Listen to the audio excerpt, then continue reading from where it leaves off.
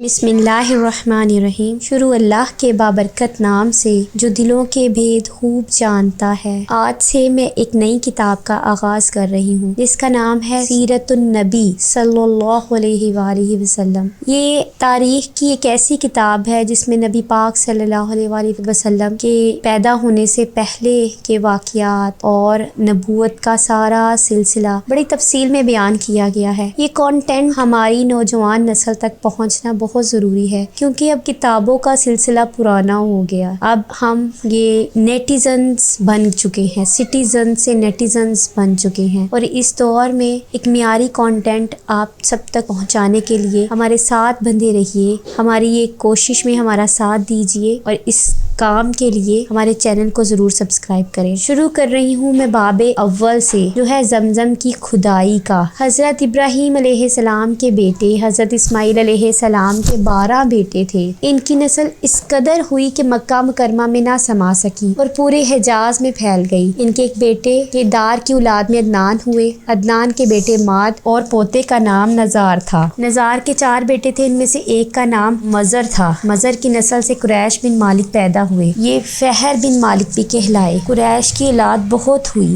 ان کی اولاد مختلف قبیلوں میں بٹ گئی۔ ان کی اولاد سے قصہ نے اقتدار حاصل کر لیا۔ قصہ کے آگے 3 بیٹے ہوئے، ان میں سے ایک عبد المناف تھے جن کی اگلی نسل میں ہاشم پیدا ہوئے۔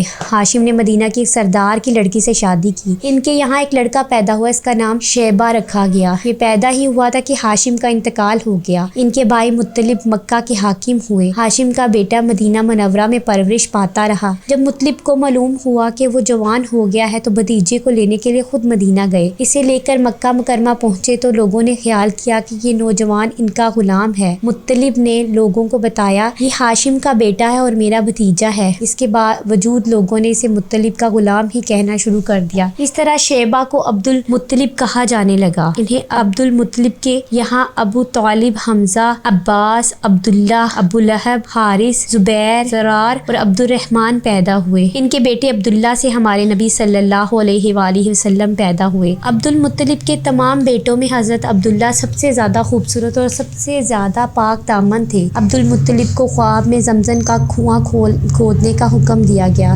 یعنی حضرت اسماعیل علیہ السلام کے اس کنویں کو قبیلہ جرہم کے سردار مزاز نے پاٹ دیا تھا۔ قبیلہ جرہم کے لوگ اس زمانے میں مکہ کے سردار تھے، بیت اللہ کے نگران تھے۔ انہوں نے بیت اللہ کی بے حرمتی شروع کر دی۔ ان کا سردار مزاح بن عمرو تھا، وہ اچھا آدمی تھا۔ اس نے اپنے قبیلے کو سمجھایا کہ بیت اللہ کی بے حرمتی نہ کرو، مگر ان پر اثر نہ ہوا۔ جب مزاح نے دیکھا کہ ان لوگوں پر کوئی اثر نہیں ہوتا تو قوم کو اس کے حال پر چھوڑ کر وہاں سے جانے کا فیصلہ کیا۔ اس نے تمام مال و دولت، تلواریں اور زریں وغیرہ خانہ کعبہ سے نکال کر زمزم کے کنویں میں ڈال دی اور مٹی سے اس کو پاٹ دیا۔ کنواں اس سے پہلے ہی خشک ہو چکا تھا، اب اس کا نام و نشان مٹ گیا۔ مدتوں یہ کنواں بند پڑا رہا۔ اس کے بعد بنو خزاعہ نے بنو جرہم کو وہاں سے مار بھگایا۔ بنو خزاعہ اور قصہ کی سرداری کا زمانہ اس حالت میں گزرا۔ کنواں بند رہا یہاں تک کہ قصہ کے بعد عبد المطلب کا زمانہ آ گیا۔ انہوں نے خواب دیکھا، خواب میں انہیں زمزم کے کنویں کی جگہ دکھائی گئی اور اس کے کھودنے کا حکم دیا گیا۔ حضرت علی رضی اللہ تعالیٰ عنہ سے روایت ہے کہ عبد المطلب نے بتایا، میں حجر اسود کے مقام پر سو رہا تھا کہ میرے پاس ایک آنے والا آیا۔ اس نے مجھ سے کہا طیبہ کو کھود دو۔ پوچھا طیبہ کیا ہے، مگر وہ کچھ بتائے بغیر چلا گیا۔ دوسری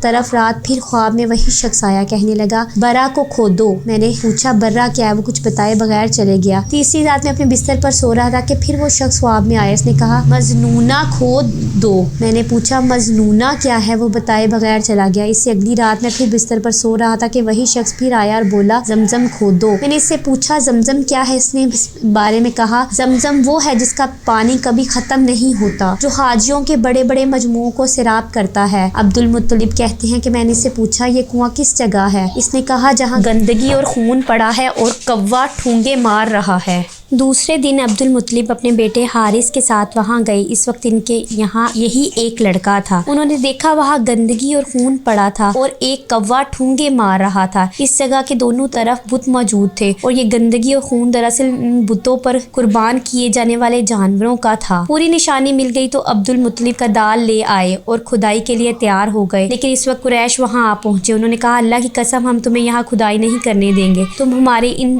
دونوں بتوں کے درمیان کنواں کنواں کھودنا چاہتے ہو جہاں ہم ان کے لیے قربانیاں کرتے ہیں۔ عبد المطلب نے ان کی بات سن کر اپنے بیٹے حارث سے کہا تم ان لوگوں کو میرے قریب نہ آنے دو، میں کھدائی کا کام کرتا رہوں گا، اس لیے کہ مجھے جس کام کا حکم دیا گیا ہے میں اس کو ضرور پورا کروں گا۔ قریش نے جب دیکھا کہ وہ باز آنے والے نہیں تو رک گئے۔ آخر انہوں نے کھدائی شروع کر دی۔ جلد ہی کنویں کے آثار نظر آنے لگے۔ یہ دیکھ کر انہوں نے اللہ اکبر کا نعرہ لگایا اور پکار اٹھے، یہ دیکھو یہ اسماعیل علیہ السلام کی تعمیر ہے۔ جب قریش نے یہ دیکھا کہ انہوں نے کنواں تلاش کر لیا ہے تو اس کے پاس آ گئے اور کہنے لگے عبد المطلب اللہ کی قسم یہ ہمارے باپ اسماعیل کا کنواں ہے اور اس پر ہمارا بھی حق ہے، اس لیے ہم اس میں تمہارے شریک ہوں گے۔ یہ سن کر عبد المطلب نے کہا میں تمہیں اس میں شریک نہیں کر سکتا، یہ مجھ اکیلے کا کام ہے۔ اس پر قریش نے کہا تب پھر اس معاملے میں ہم تم سے جھگڑا کریں گے۔ عبد المطلب بولے کسی سے فیصلہ کروا لو۔ انہوں نے بنو سعد ابن حزیم کی کاہنہ سے فیصلہ کرانا منظور کیا۔ یہ کاہنہ ملک شام کے بالائی علاقے میں رہتی تھی۔ آخر عبد المطلب اور دوسرے قریش اس کی طرف روانہ ہوئے۔ عبد المطلب کے ساتھ عبد المناف کے لوگ کی ایک جماعت تھی، جبکہ دیگر قبائل قریش کی بھی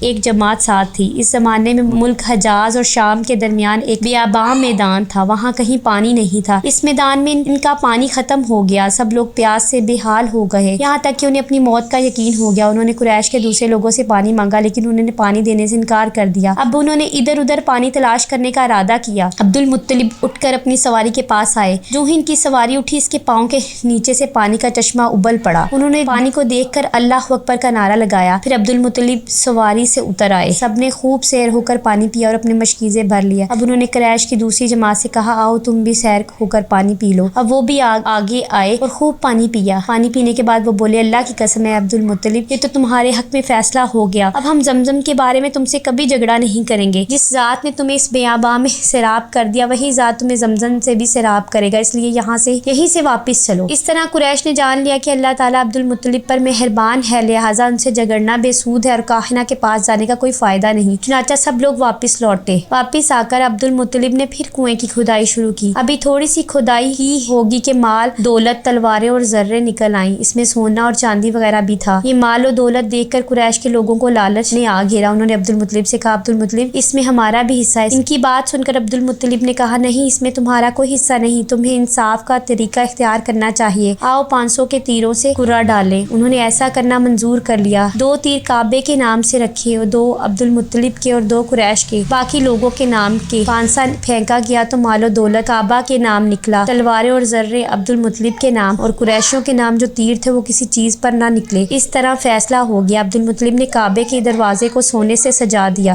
زمزم کی کھدائی سے پہلے عبد المطلب نے دعا مانگی تھی کہ اے اللہ اس کی کھدائی کو مجھ پر آسان کر دے، میں اپنا ایک بیٹا تیرے راستے میں ذبح کر دوں گا۔ اب جب کہ کنواں نکل آیا خواب میں حکم دیا گیا اپنی منت پوری کرو، یعنی ایک بیٹے کو ذبح کرو۔ اسی کے ساتھ ہمارا سیرت النبی کا پہلا چیپٹر مکمل ہوا۔ اگلے پروگرام میں نئے ٹاپک کے ساتھ حاضر ہوں گی۔ اللہ حافظ۔